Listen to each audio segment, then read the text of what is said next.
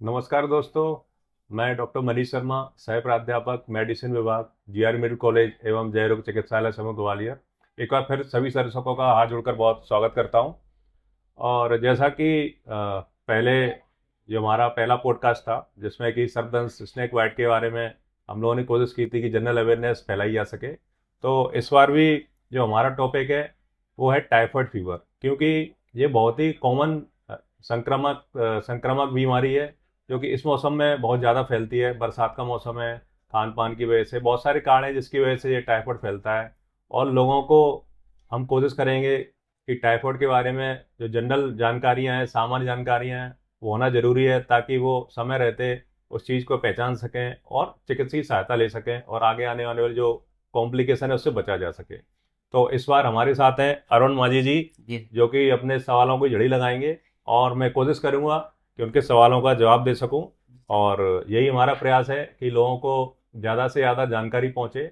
और मैं सब लोगों से अपील करूंगा कि इस पॉडकास्ट को आखिरी तक जरूर देखें। अगर आपको अच्छा लगे तो चैनल को सब्सक्राइब कीजिएगा और अपने ग्रुप में शेयर करें, और ताकि आगे भी हम कोशिश करेंगे जो भी पॉडकास्ट आएगा तो आपको समय रहते उसका नोटिफिकेशन भी मिले। तो अरुण जी। जी सर, सबसे पहले बहुत बहुत धन्यवाद सर आपका। एंड मैं कुछ सवाल हैं जो आपसे पूछना चाहूँगा सर।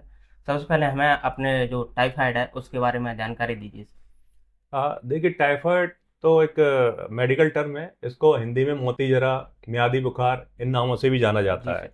और हम जिस क्षेत्र में रहते हैं यहाँ पे मोती जरा ये नाम काफ़ी कॉमन है, जी। जो कि आम लोग उसी से पहचान करते हैं। तो टाइफाइड फीवर एक प्रकार का संक्रमित रोग है जो कि बैक्टीरिया से फैलता है। खाने पीने की वजह से ही होता है। कोई दूषित खाना या दूषित पानी हमारे पेट में जाता है तो टाइफाइड फीवर हो जाता है। एक बैक्टीरियल बीमारी है।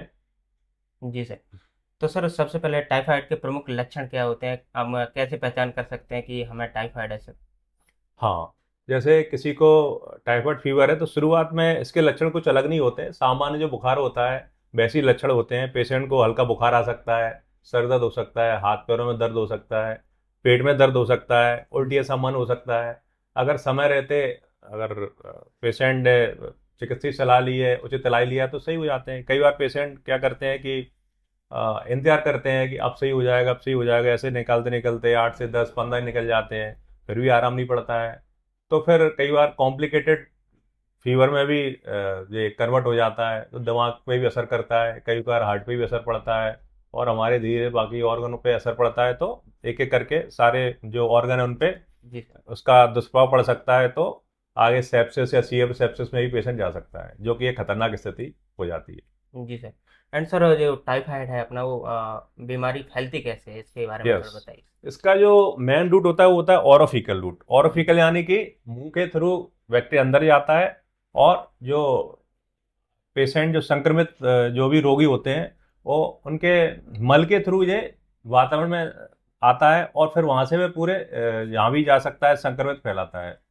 तो जैसे किसी ने कोई दूषित पानी पी लिया या दूषित खान पान खाया, बाहर का खाया, या कहीं देखा होगा आपने स्ट्रीट फूड पे ठेलों पे पानी की टिक्की गोलगप्पे वगैरह खाते रहते हैं, जी या सर। फिर कहीं भी अनाहित तरीके से कोई खाना बन रहा है तो उसको खाते हैं। अगर उसमें वो बैक्टीरिया है तो आपके अंदर जा सकता है। अगर आपकी रोग प्रतिरोधक क्षमता कम है या आप कोई पहले से कोई बीमारी है तो संभावना है कि आपके अंदर टाइफाइड का जो बैक्टीरिया अंदर जाएगा तो मल्टीप्लाई करेगा और फिर अपना असर दिखा सकता है।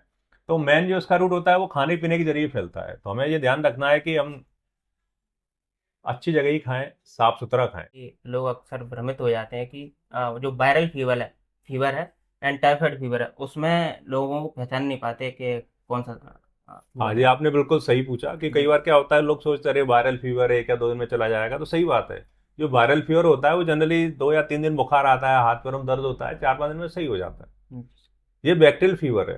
अगर 4 5 दिन होने के बावजूद भी पेशेंट को आराम नहीं पड़ रहा है, उसका बुखार नहीं टूट रहा है, तकलीफ बढ़ती आ रही है, पेट में दर्द हो रहा है जी। और उसको भूख नहीं लग रही है, कमजोरी आ रही है उसको, तो हमें फिर अलर्ट हो जाना चाहिए। तो क्योंकि वायरल फीवर इतना लंबा नहीं चलता है तो हमें तुरंत चिकित्सक की सहायता लेना चाहिए। और जो भी चिकित्सक परामर्श दे उस हिसाब से आपको आगे जांच करा के और अपना इलाज लेना चाहिए। जी सर, हमारा नया प्रश्न है सर। जो टाइफाइड की पुष्टि कैसे कर सकते हैं, इसके लिए कौन सी जांच करा सकते हैं सर? हाँ, ये आपने बहुत अच्छा सवाल पूछा, क्योंकि क्या होता है कि आपने देखा होगा कि कई बार मेरे पास भी पेशेंट आते हैं और हर रोज, अरे डॉक्टर साहब जब भी बुखार आता है टाइफाइड पॉजिटिव आ जाता है, जब भी बुखार आता है तब तक टाइफाइड पॉजिटिव आ जाता है। जी तो सर। उसका कारण है विडाल टेस्ट। अ, लोग सबसे पहले विडाल टेस्ट ही कराते हैं, या कोई पेरीफेरी में है, यहाँ पे कोई चिकित्सा की सेवा नहीं है, तो वहाँ पे जो क्वैक होते हैं वो भी उनको पता है विडाल टेस्ट कराते हैं, हमेशा पॉजिटिव आता है, और उससे उन्हें जस्टिफिकेशन मिल जाता है कि हाँ पेशेंट दवा भी लेगा, इंजेक्शन भी लेगा, बोतल भी लगवा लेगा। अब होता क्या है, मैं आपको दिखाऊंगा विडाल टेस्ट की रिपोर्ट कैसी होती है।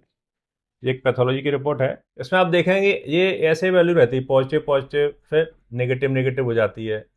तो क्या होता है कि जैसे हमारा ये एंडेमिक एरिया है, यानी कि हर किसी ना किसी को कभी ना कभी टाइफाइड फीवर के लक्षण आते हैं, या फिर उसको बुखार नहीं आता है या कोई लक्षण नहीं होते, एक कैरियर की तरह काम करते हैं, यानी कि उनमें बैक्टीरिया तो रहता है अंदर लेकिन उन्हें कोई लक्षण नहीं होते हैं। लेकिन ऐसे कैरियर बहुत हार्मफुल होते हैं सोसाइटी के लिए, क्योंकि ये लोग बीमारी फैलाते हैं। कोई फूड हैंडलर है, कोई खाना बनाने का काम कर रहा है, या खाने से संबंध कोई काम कर रहा है, और उसके संपर्क में जो खाना उससे टच हो रहा है, और वो कोई खा रहा है रेस्टोरेंट में या होटल में काम कर रहा है, तो वो इस बीमारी को फैला सकता है। इन्हें बोलते हैं हेल्दी कैरियर।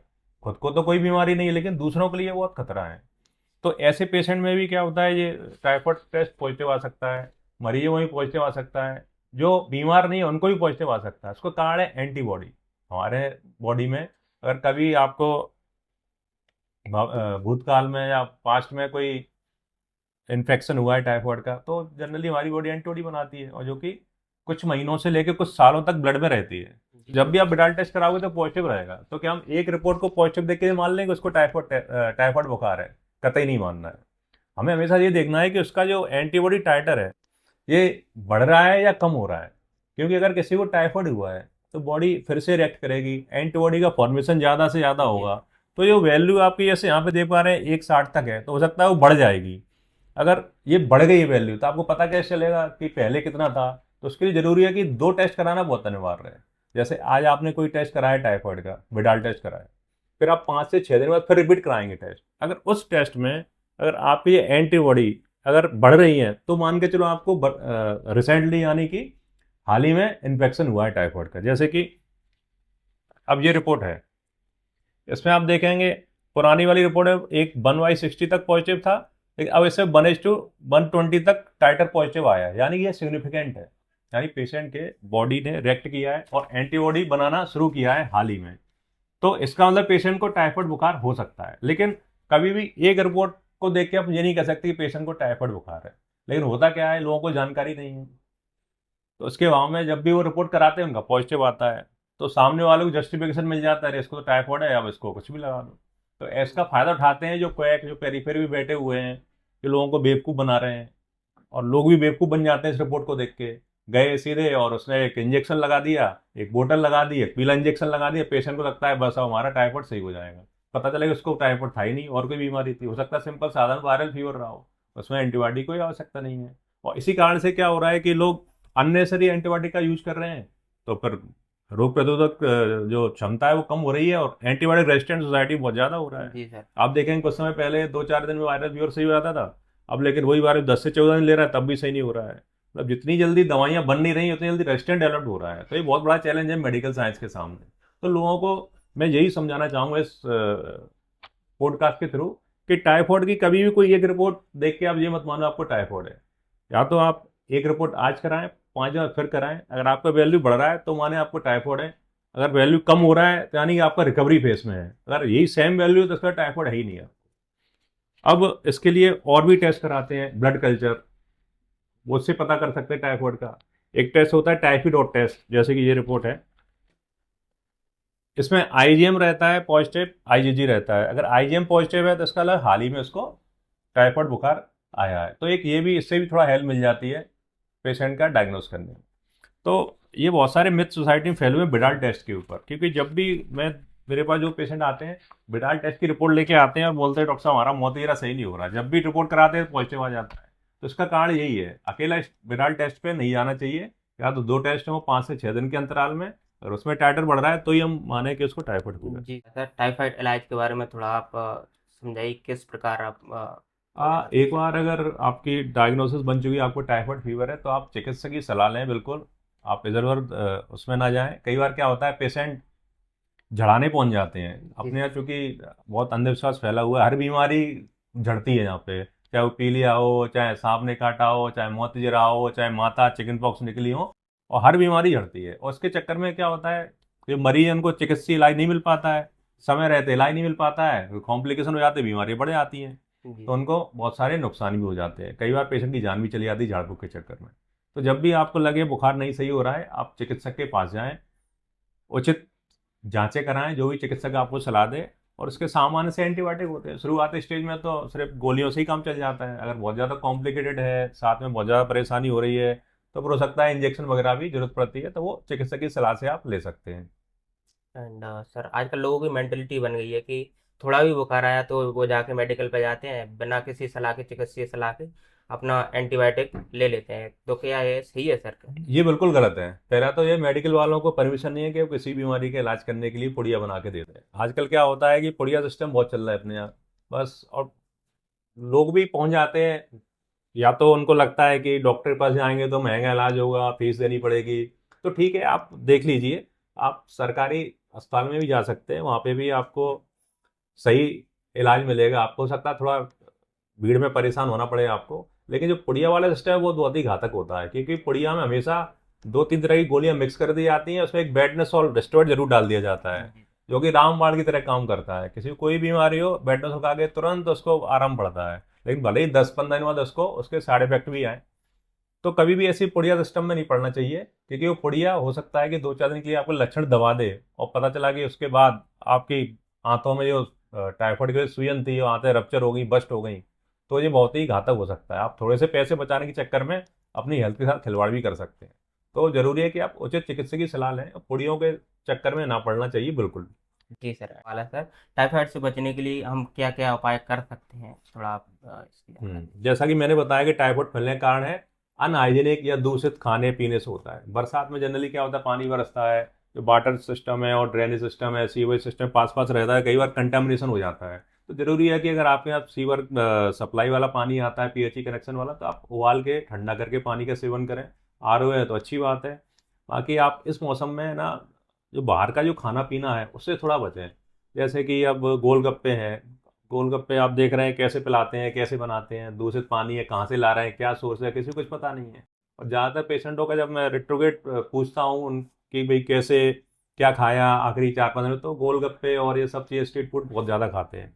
अब जैसे समोसा है, वो तो तल जाता है तो ठीक हो जाता है, लेकिन उसका जो हरी चटनी होती है वो आपको संक्रमित कर सकती है। तो इस इसलिए उबले हुए पके हुए खाना खाइए, लेकिन आप जैसे अनबॉइल्ड चीज़ें हैं, जो सिंपल पानी है, इन सब से बिल्कुल बचना चाहिए। जी सर, एंड सर किन लोगों में टाइफाइड होने का ज़्यादा खतरा रहता है सर, थोड़ा इसके बारे में। टाइफाइड तो सबको ही हो सकता है, लेकिन उसके कॉम्प्लिकेशन है वो उन लोगों में ज़्यादा होते हैं, जैसे छोटे बच्चे हैं, या बुजुर्ग हैं, या इम्यूनो कम्प्रोमाइज पेशेंट हैं, जैसे किसी को डायबिटीज है, हार्ट से संबंधित बीमारी है, HIV है। इन लोगों में जो सिंपल साधारण बुखार होता है वो बड़ा रूप धारण कर सकता है। तो ऐसे लोगों को थोड़ा अलर्ट रहना चाहिए। सर आपके पास टाइफाइड के पेशेंट आते हैं तो उनमें क्या क्या मिथक या मिसकंसेप्शन रहते हैं जो अपने साथ लेकर आते हैं? मीन्स का असर तो सबसे यही रहता है कि वो बिडाल की रिपोर्ट लेके आते हैं। जी उन्हें कोई भी बीमारी हो, वो अपने साथ गांव में या कहीं से आते, बिड़ाल का टेस्ट उनके पास जरूर होता है, और सीधे ही आगे डॉक्टर साहब मोतीजरा बिगड़ गया है, मोतीजरा हो गया, मोतीजरा सही नहीं हो रहा है।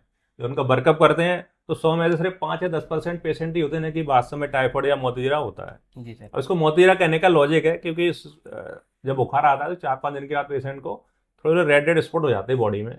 जनरली जो फेयर स्किन होते हैं, जैसे कि विदेशों में एकदम फेयर स्किन, उनमें जरूर देख सकते हैं, लेकिन जी अपन सर। लोग ब्लैक स्किन में काउंट होते हैं तो इजीली दिखते नहीं है वो। तो इसलिए उनको मोती से देखते हैं तो मोतीजरा बोलते हैं उनको। तो सबसे बड़ा मिसकंसेप्शन है बिडाल टेस्ट। बिडाल टेस्ट कभी भी एक टेस्ट पर रिलाई नहीं करना चाहिए, और चिकित्सक की सलाह जरूर लेना चाहिए। जी सर। सर मरीज को कब डॉक्टर के पास या चिकित्सीय सलाह लेनी चाहिए सर? अगर 2-3 दिन में भी बुखार सही नहीं हो रहा है, पेट दर्द बढ़ रहा है, सर दर्द हो रहा है, खांसी भी हो रही है उसको, जी तो फिर तुरंत चिकित्सक की सलाह लेना आवश्यक है। जी सर, एंड अंत में हमारे जो श्रोता हैं उनके लिए आपका क्या संदेश रहेगा सर? मेरा इस संदेश पॉडकास्ट के थ्रू बस यही है कि लोगों में अवेयरनेस फैलाना। टाइफाइड, मोतीजरा, म्यादी, ये बहुत ही कॉमन बुखार है। हर किसी को कभी ना कभी टाइफाइड के संपर्क में आ ही जाता है, या वो या उसके घर वाले या आस पड़ोस में। तो हमें ये जानकारी होना जरूरी है कि टाइफाइड में क्या इलाज कहाँ से लेना चाहिए, और जो बिडाल टेस्ट है उसके बारे में जो मिथ है कि भाई मोतीरा पॉजिटिव है, रिपोर्ट आया उसमें टाइफाइड बन गया है, टाइफाइड बढ़ गया है, इस मिसकंसेप्शन से हमें बाहर निकल के आना चाहिए। और कभी भी एक इंजेक्शन किसी बीमारी के लाए नहीं होता है। मेरे पास पेशेंट आते हैं, कहते हैं डॉक्टर साहब पहले मोतीरा हुआ था और हमारे यहाँ पास के डॉक्टर ने एक इंजेक्शन लगा दिया, एक पीली बोतल लगा दी, वो आराम पड़ गया था, अब मुझे आराम ही नहीं पड़ रहा है। तो उसका भी कारण यही है, एक इंजेक्शन एक डोज कौन सी बीमारी को सही करेगा। हर एक बीमारी का एक निश्चित इलाज होता है, 4 या 5 दिन का एंटीबायोटिक का ट्रीटमेंट होता है, उसके बाद ही हम किसी रोग का इलाज कर सकते हैं। एक इंजेक्शन लगा के हमने उस कीटाणु बैक्टीरिया को इनकम्प्लीट छोड़ दिया है, मारा नहीं है, तो आगे चल के वो रेजिस्टेंट पैदा हो जाता है और बहुत घातक रूप धारण कर सकता है। तो यही मेरा आप लोगों से इस पॉडकास्ट के थ्रू संदेश है कि जब भी आपको कोई बीमारी हो तो आप प्लीज़ किसी चिकित्सक से ही सलाह लें।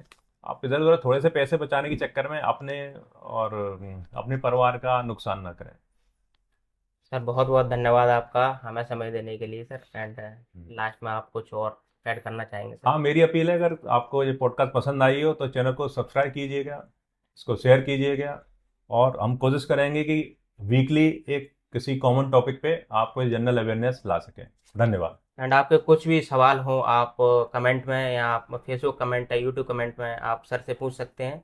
हम नेक्स्ट पॉडकास्ट में आपके उन सवालों का जवाब देने की कोशिश करेंगे।